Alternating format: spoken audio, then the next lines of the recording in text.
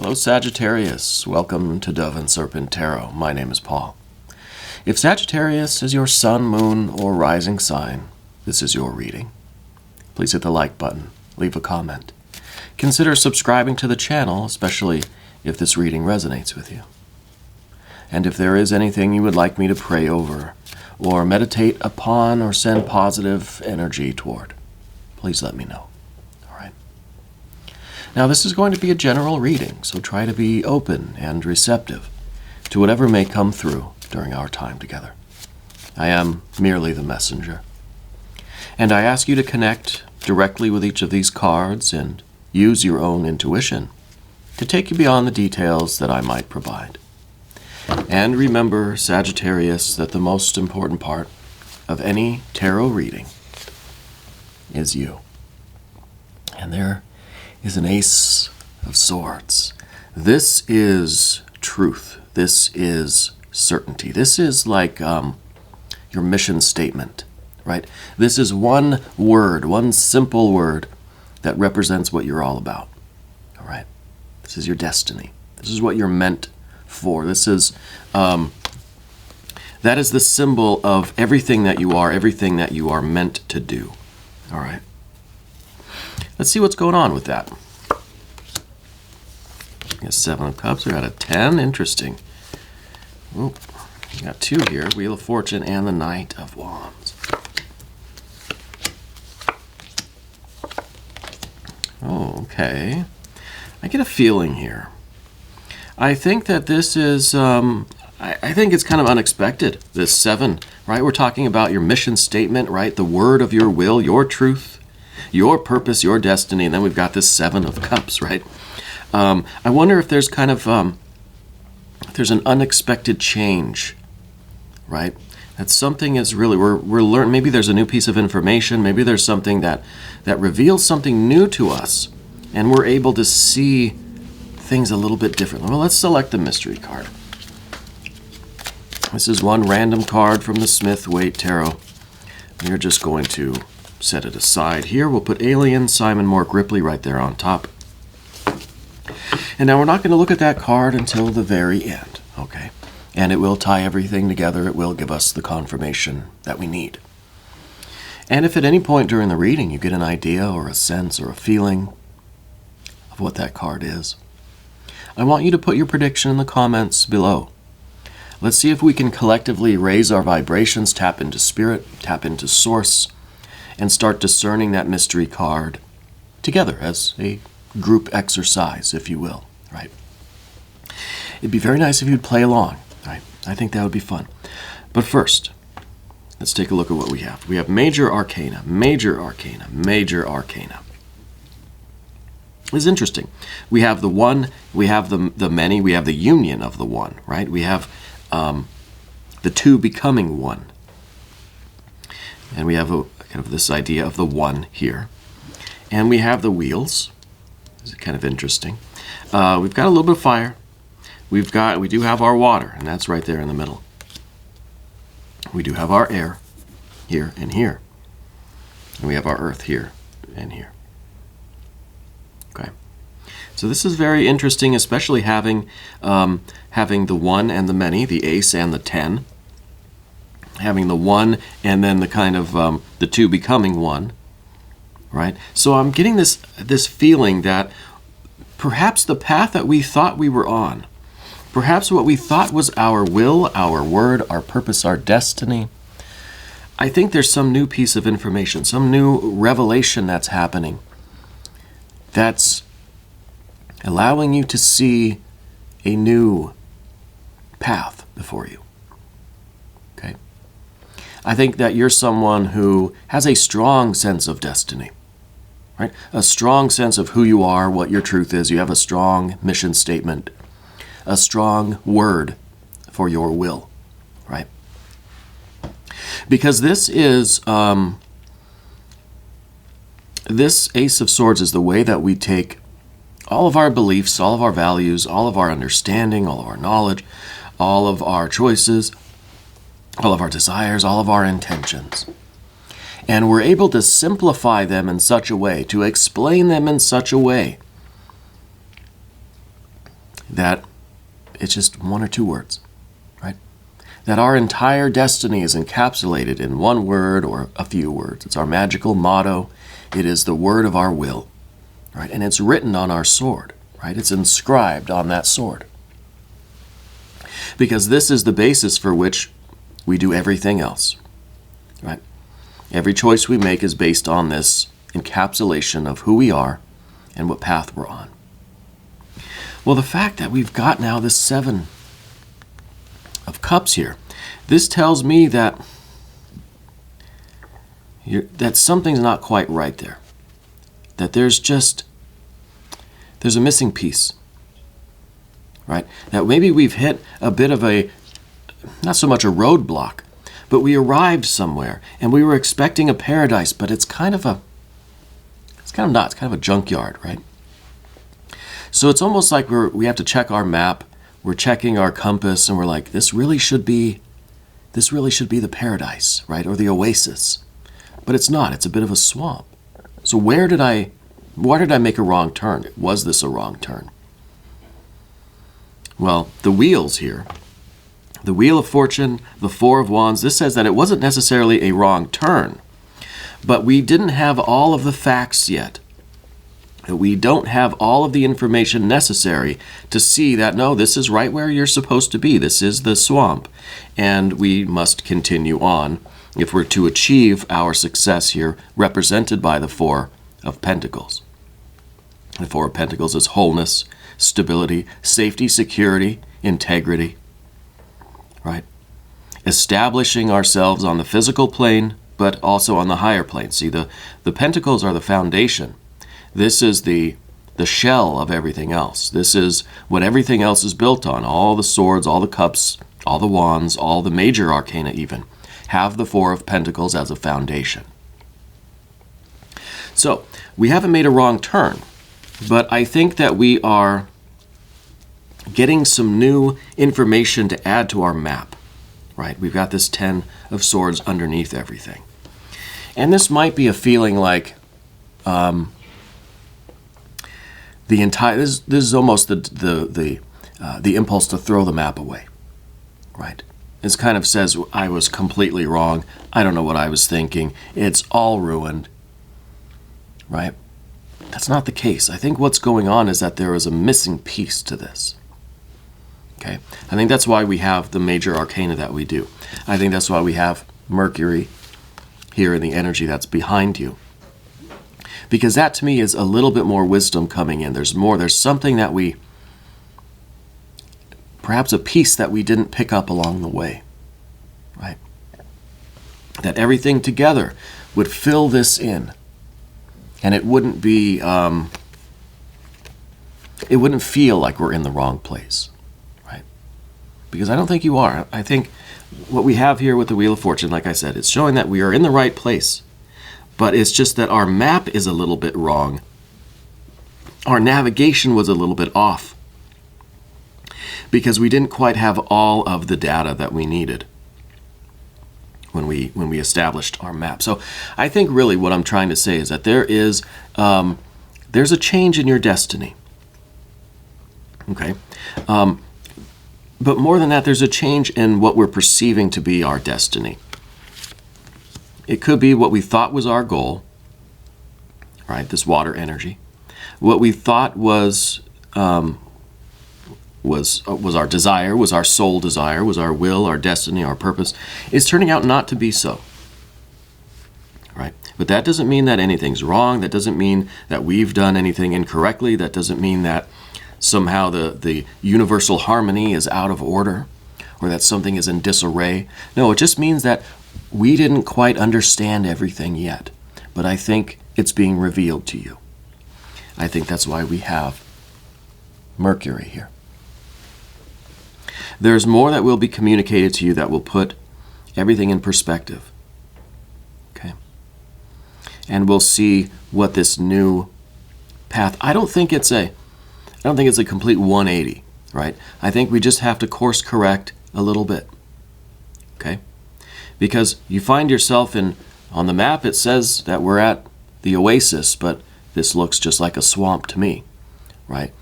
that doesn't mean you throw away your navigational equipment, because then we're just wandering lost in the jungle, right?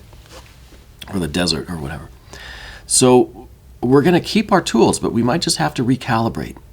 We might have to see, okay, well, maybe I'm mistaken. Obviously, I'm not where the oasis is, right? So maybe we have to try to triangulate our position a little bit better. And I think that's what the magician here is allowing us to do. By way of, I think by the way of opening ourselves up to intuition, to wisdom, of course, but also to be able to, what am I trying to say? It's the triangulation. It is communicating, right? It is trying to be, it's like if you are lost, right? You might ask people around you, hey, where am I, right? What are these major landmarks that are around me, right? So we have to get out and experiment. We have to get out and communicate. We have to try to find enough fragmented information that we could put it together, because this is our map, and maybe this is our, perhaps, who uses maps anymore, right? This is Google Maps. And it may be that we have an outdated version of the maps. So it's mostly right, but not all the way. So we can't just keep searching around on the map. We have to just kind of put the map down, don't throw it away. And let's start asking questions. Let's start looking around. Let's look for landmarks. Let's look for something familiar that maybe we can see on the map or that used to be there. We can start asking other people where we are, right? And what I think this is supposed to signify is that we may have been interpreting our destiny without factoring in these unknowns, these intangibles, the dynamics of our relationships, okay? Because what we have here on the path of the serpent, I know I'm kind of moving back and forth, but we have some dynamics with relationships here, especially with this Lover's card. Now, it doesn't mean it's a romantic situation, but it does mean that it's a factor that perhaps we didn't consider. Not necessarily our relationships with a romantic partner, although it could be that, but all of our relationships, all of our bonds with other people, because we don't always recognize how we are not just a static object, right? We are not persons, right? We are energies that are peopling, right? We're a function. We're a process. We are the interactions that we have with the environment. So if the environment changes, we change. If we change, the environment changes. There's no possible way to get a permanent, perfect map of our lives, of our destiny, of our future, right? So I don't think your fundamental mission statement, your fundamental will has changed. I think the way we see that playing out, the way it is manifesting has changed. Where there should be an oasis, well, there's now a swamp. Or vice versa, even, right? Thought it would be a swamp, well, it's a nice oasis here. There's no judgment on that, just the idea that it's incorrect. Because we're thinking that we've got everything planned out. But there are so many variables, so many unknowns.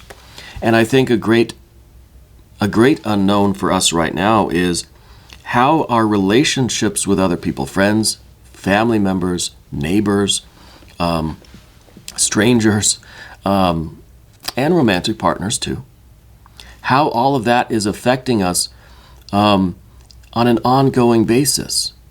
You know, every interaction that we have changes reality, changes the future, right? It kind of reminds me of the Back to the Future movies, right? Everything that Marty did would change the postcard or the photograph that he had, right? So every decision we make, every interaction that we have, every new piece of data affects what version of the maps we're carrying around, right? and it's happening continuously. So it's kind of the map's not the territory. We've all heard that before. So we have to understand and we have to be adaptable. And I think that if anything is recommending adaptation, it's Mercury here. It is the magician.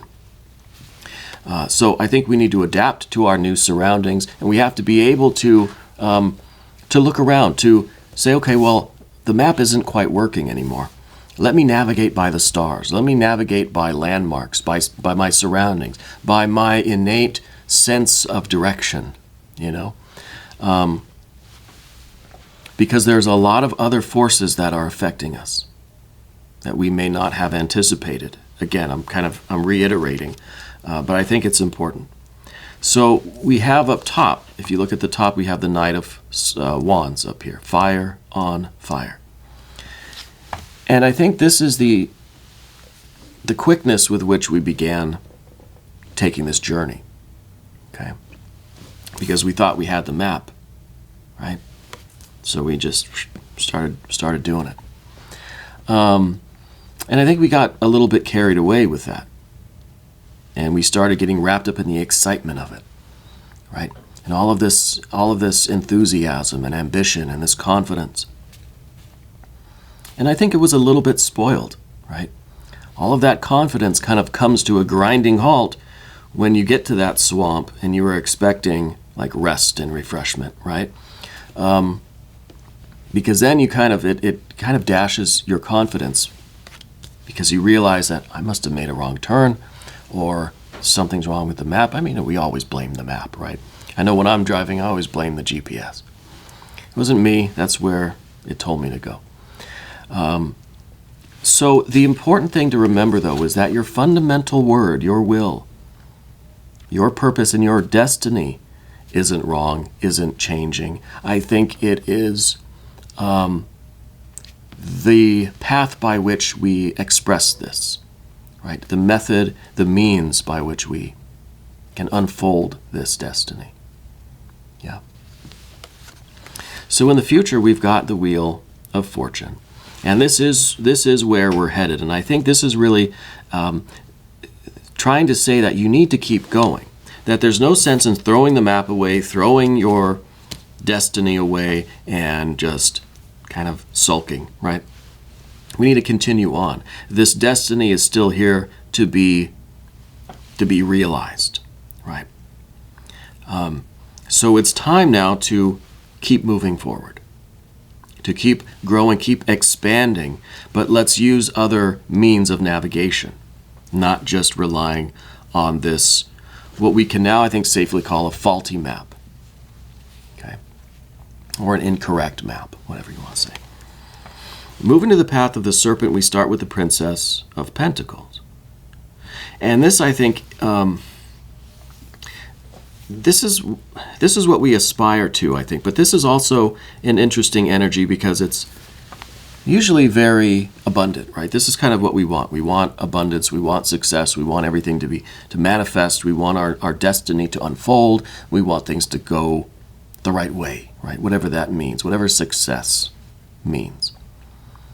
But this is also kind of an infinite manifestation. This is all of nature. This is all of the electromagnetic field and radiation coming into our senses. This is overload. This is too much data, right? And I think that this is kind of the very dense wilderness that we find ourselves. How can we navigate here, right? How can we navigate? Well, let's remember our Ace of Swords. It's an ace. It's simple. It is the complex sum of who we are and what we want and where we're going, simplified down to a word or two, right? So I think we need to take that sword and start cutting through this wilderness. We need to simplify our lives, simplify what we want, simplify what we're carrying with us. Right? Let's strip things down to the bare essentials. It's too dense here to see a proper path. We have to lighten our energetic load. Yeah. I'm not saying you have to renounce materialism or get rid of your possessions. I think we need to quiet our minds, quiet our hearts, purify our bodies in a way. Let's simplify our entire being. If you're someone who does fasts, it would be a good time to fast, right? Because there's just too much around us. Things are too dense right now. And it might be not even material things. It might be just energy coming in, impressions coming in. It's sometimes difficult to think when you're in a noisy, arcade, right? Sometimes to me the world feels like it's an arcade. There's just sounds and lights and noises everywhere. Makes it difficult to see, and I think they do this on purpose at arcades, if you've ever noticed. They arrange all of the games in such a way that you can't really find the exit, right? It discombobulates you, all the lights and sounds, and that's what I mean with the Princess of Pentacles. It's not necessarily physical possessions. It is all the stimuli, all of the impressions that are coming in. Makes it difficult to really receive this wisdom, receive the proper data that we need to navigate and figure out what the next step is. Okay. The Four of Wands in the environment. To me, this is a way of us getting out of this bundle of impressions. This is saying, go spend some time out in nature. Go sit with yourself in a quiet place, maybe have a campfire, and get away from all of these impressions. Get away from the city. Get away from the arcade, right? Go out in nature where we don't have the light pollution. We don't have the noise pollution, right? Go out to a natural place that will inspire you. For myself at least, if I spend too much time in the city, I get really bad anxiety. The buildings are just tall and looming, especially San Francisco. Last time I was in San Francisco, it was not very pleasant. There was not a lot of nature around where I was. It was very tall steel buildings, right? A lot of loud noises, construction noises, car noises, honking and engines, and the smoke and smog and lights everywhere, and just these. I just remember the buildings really just being so tall and looming. I feel like it's very unnatural in a way, right? So I think this card, in the context of the Princess of Pentacles, is saying, let's get out to almost a more primitive, but a more simplified environment, so that we can reconnect with what our destiny is, what our purpose is, and where we see ourselves going. And we can use that time to assess our relationships. Here's that Lover's card. This is the biggest obstacle preventing our stability, preventing us from really grounding our spiritual energy, our destiny, really, earthing it, right? And with the Lover's card, I feel like this is family, friends, this is the relationship with yourself, this is a relationship with a spouse, a lover, whatever it is. All of these relationships, they all affect you. Because once we form a bond with somebody, there is an invisible, string of light that connects us. We're instantly linked to that person. It's a magical link. And it may get stretched very, very, very, very thin. It's kind of a weak influence, but that influence is always there. Anyone that you've ever met or formed any kind of a bond or relationship with, no matter how tenuous, will always affect you. Each of us is a ball of light with thousands of these strings, these connections coming off of us. And each one, in very subtle, imperceptible ways, usually, pulls us in a different direction, right? It alters your course, of a spacecraft, right? It has to be very careful about what kind of gases it vents, right? What kind of forces are influencing it, because if it gets nudged just a little bit, it's not going to land on Mars. It's going to shoot way out into outer space and be lost forever. Subtle course corrections will seem like a very big deal when, it's the end of the day. But in the moment, it's just a little bit of hydrogen being vented out the side. It wasn't a big deal, just a little tiny bit. It was enough to push you, just enough, of course, right?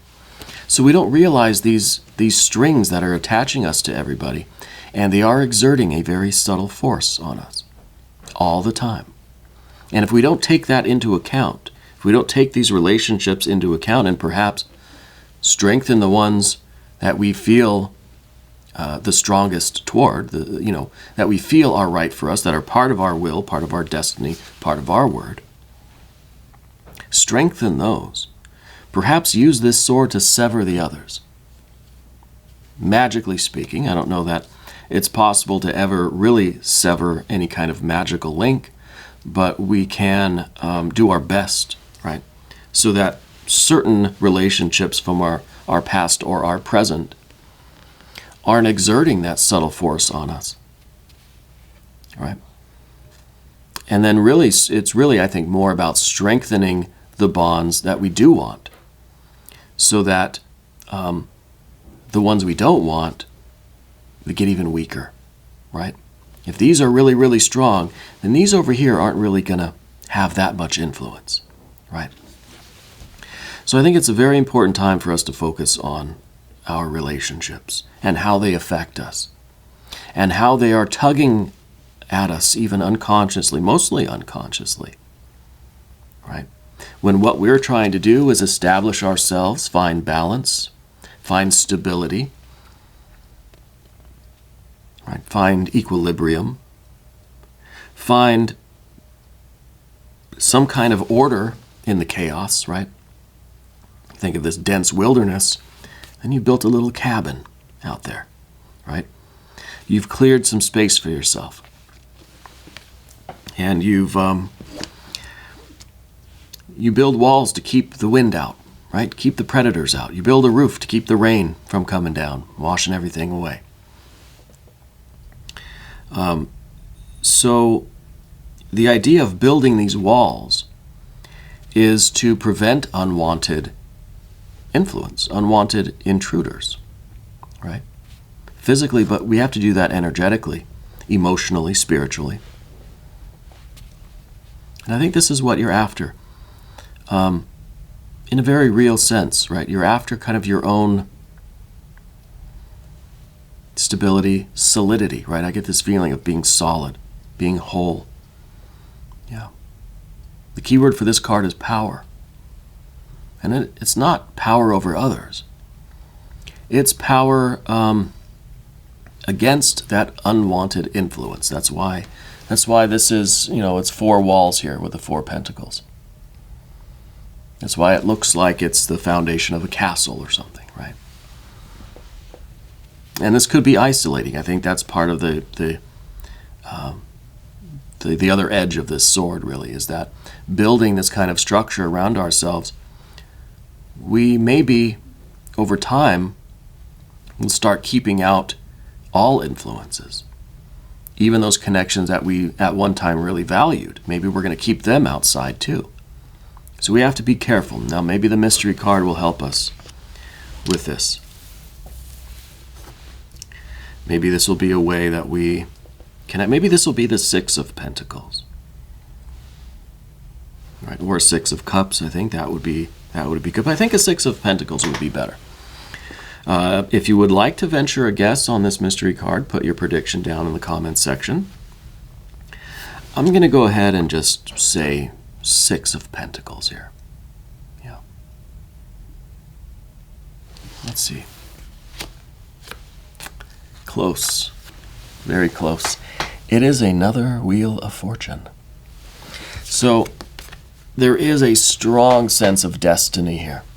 There's a reiteration that says this is your destiny, this is your time, go for it, do it, you can do this. I think maybe the impulse is to just kind of throw the cards down and just quit, right? Don't fold, don't leave the game. It is your time to figure this out, and this is a very crucial moment for you. It's all about the timing now. You're right exactly where you need to be, at the right time, in the right place.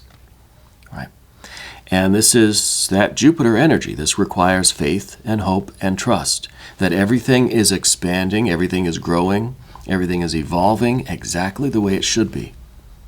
You're going to reach your goals. You're going to be who you want to be. You're going to fulfill your will, your word. Right? I hope this confirms things for you. I really do. We're going to do an extended reading, too. If you want to stick around, click on the link that's up here in the corner. That'll give you access to every extended reading, not just for Sagittarius, but for every sign. All right? You can cross-watch, check your other placements. I want you to know that you're the most important part of Dove and Serpent Tarot. I thank you, and I love you, and literally, we're all in this together.